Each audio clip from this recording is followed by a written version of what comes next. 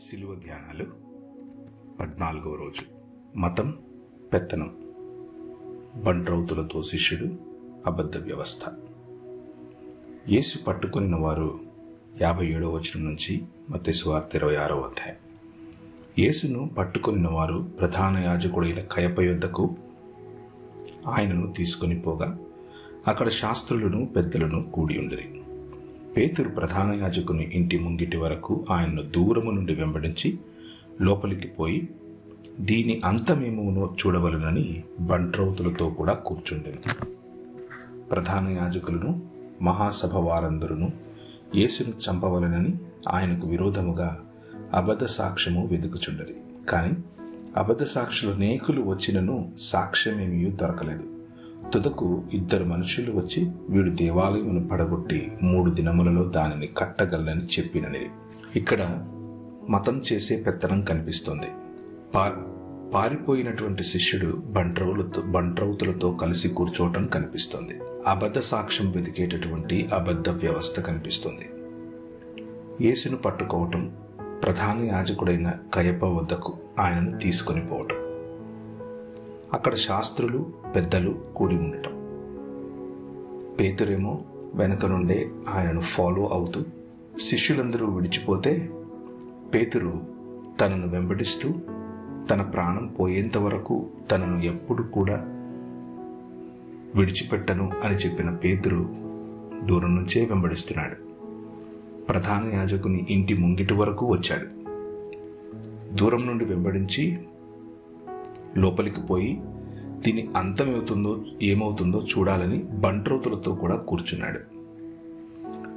బంట్రౌతులతో కలిసిపోయి చివరకు తన గురువుకేమవుతుందో చూడాలనుకున్నాడు శిష్యుడు.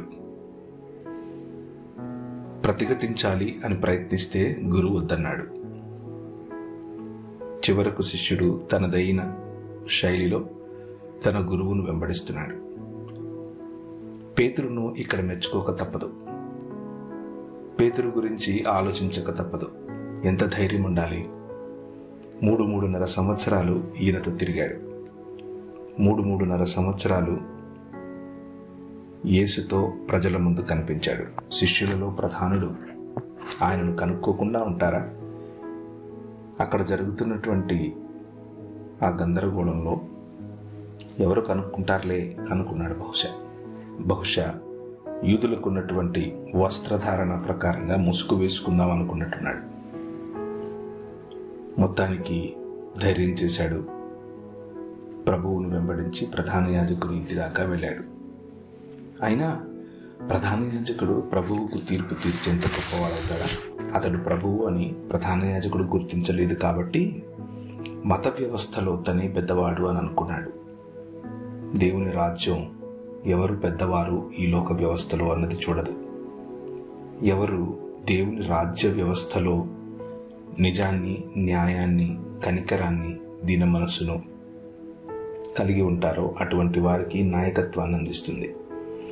ప్రధాన యాజకులను, మహాసభ వారందరూ యేసును చంపవలెనని ఆయనకు విరోధముగా సాక్ష్యం వెదుకుతూ ఉన్నారు. ఒకరు కాదు, 2 కాదు. ఒకవైపు మహాసభ, ఇంకొక వైపు ప్రధాన యాజకుల సమూహం యేసును చంపాలి అని నిర్ణయం చేసుకున్నారు. ఎప్పుడైనా సరే ముందు విచారణ జరగాలి, తప్పు నిర్ధారించబడాలి. ఆ తరువాత దానికి తగినటువంటి వ్రాతపూర్వకమైన శిక్షణా పద్ధతుల్లో లేకపోతే శిక్షాస్మృతిలో నుండి ఒక శిక్ష విధింపబడాలి. కానీ దానికి భిన్నంగా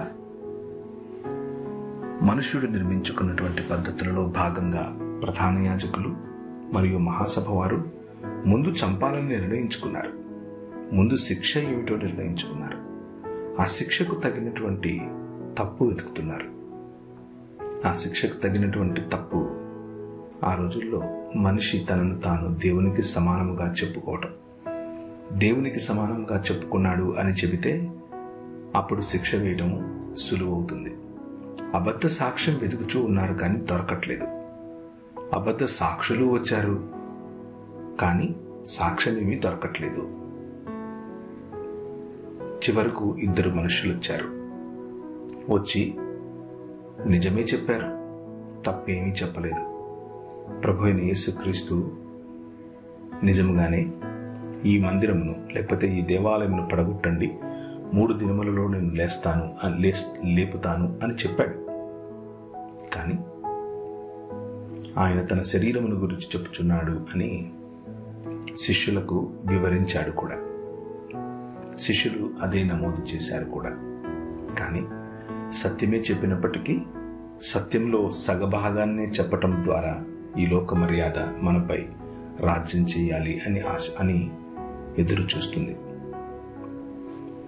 సత్యమును సంపూర్ణంగా చెప్పకుండా, ఉన్నదున్నట్లుగా చెప్పకుండా, ఉన్న సందర్భంలో చెప్పకుండా అబద్ధ సాక్ష్యము పుట్టించడం ద్వారా యేసును చంపటానికి, యేసును సిలువకు అప్పగించటానికి పూనుకున్నది మత వ్యవస్థ.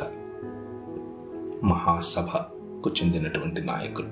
ప్రభు అయిన యేసుక్రీస్తు న్యాయ నిర్ణేత, తీర్పు తీర్చువాడు, ప్రపంచమునకు తీర్పు తీర్చువాడు. కానీ ఇప్పుడు అబద్ధ సాక్ష్యము ద్వారా అన్యాయపు తీర్పునకు లోనవుతున్నాడు. అన్యాయపు తీర్పుకు లోనయ్యేటటువంటి, లోకాలనేటువంటి న్యాయాధీశుడు, లోకములపైన తీర్పు తీర్చగలిగినటువంటి దేవుని కుమారుడు నిలబడి ఉన్నాడు. ఈ లోక పద్ధతులు, ఈ లోక మర్యాద, ఈ లోకంలో ఉన్నటువంటి వ్యవస్థలన్నీ కలిసి ఒకవైపు క్రీస్తును అబద్ధ సాక్ష్యము లేక సగం నిజమైన సాక్ష్యముతో చంపాలని చూస్తున్నారు. కావాలి అని అనుకుంటే ప్రభువైన యేసుక్రీస్తు వారికి అక్కడ సమాధానం చెప్పే అవకాశం ఉంది. కానీ ఆయన మౌనంగా ఉన్నాడు. శిష్యుడు మాత్రం దూరంగా బంట్రౌతులతో కలిసి కూర్చుని చోద్యం చూస్తున్నాడు. ఈ 40 దినాల శిలువ ధ్యానాల్లో మనం క్రీస్తు అవమానం పొందుతూ ఉండగా, క్రీస్తు నామమునకు అన్యాయము ఆపాదిస్తూ ఉండగా మౌనంగా ఉన్నటువంటి క్షణాలు, మౌనంగా ఉన్నటువంటి రోజులు, మౌనంగా ఉన్నటువంటి నెలలు, ఘడియలు, సంవత్సరాలు ఒక్కసారి జ్ఞాపకం చేసుకోండి. తెలుగు రాష్ట్రాల్లో సంఘంలో నీ ఎదుట బంట్రౌతులతో నువ్వు కూర్చొని ఉండగా, అనగా ఈ లోక మర్యాద చొప్పున ఉన్నవారితో కలిసి నువ్వు కూర్చొని ఉండగా, నీ రాజు, నీ ప్రభువును అవమానపరచడం, నీ ప్రభువును గురించి తేలికగా మాట్లాడటం, నీ ప్రభువును గురించి జోక్స్ వేసుకోవటం, నీ ప్రభువును గురించి భిన్నమైనటువంటి పద్ధతులలో ఆయనకు అవమానం మరియు అన్యాయం జరుగుతూ ఉండగా కేవలం చూస్తూ ఉండే అవకాశం, అటువంటి సందర్భం బహుశా నీకు వచ్చిందేమో. ఏం చేయగలం? ఏం చేద్దాం? ఈ శిలువ ధ్యానాల్లో మనం నేర్చుకోవలసినటువంటి, మనం ఉపవసించవలసినటువంటిది సమయానుకూలంగా స్పందించగలగటం. కత్తి వరలో నుంచి తీసి చెవి తెగ నరకటం కాదు, కానీ సమయం కోసం చూడగలగటం. పరిశుద్ధాత్మని పొందక మునుపు మీరేమీ చేయలేరు. పరిశుద్ధాత్మని పొందిన తరువాత ఇదే పేతురు, దూరం నుండి చోద్యం చూస్తున్నటువంటి పేతురు, మందిరములో మధ్యలో నిలబడి లేచి అరుస్తూ కొన్ని వేల మందికి ఆనాడు రక్షణ భాగ్యాన్ని ఇచ్చాడు. మౌనంగా కూర్చుని బంట్రౌతులతో కలిసి యేసు చెప్పినట్లుగా అన్నీ సంపూర్ణమయ్యేంత వరకు అలా జరగాలి కాబట్టి అలా కూర్చున్నాడు, చూస్తున్నాడు. కానీ పరిశుద్ధాత్మను పొందిన పేతురు వేరొక మనిషి అయ్యాడు. లేచి నిలబడి మాట్లాడితే కొన్ని వేల మందికి స్వార్థ ప్రకటన చేశాడు.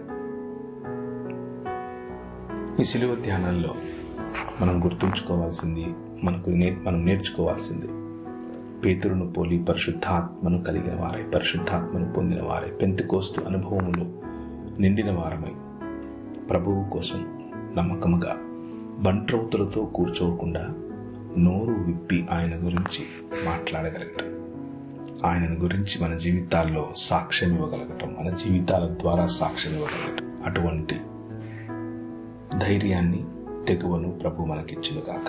కృపగలిగిన తండ్రి, మమ్మల్ని ఆశీర్వదించండి. నీ శిలువ మరణము, పునరుత్థానము మేము బలముగా, ధైర్యముగా చాటడానికి సహాయం చేయండి. యేసు నామమున ప్రార్థిస్తున్నాం తండ్రి. ఆమేన్.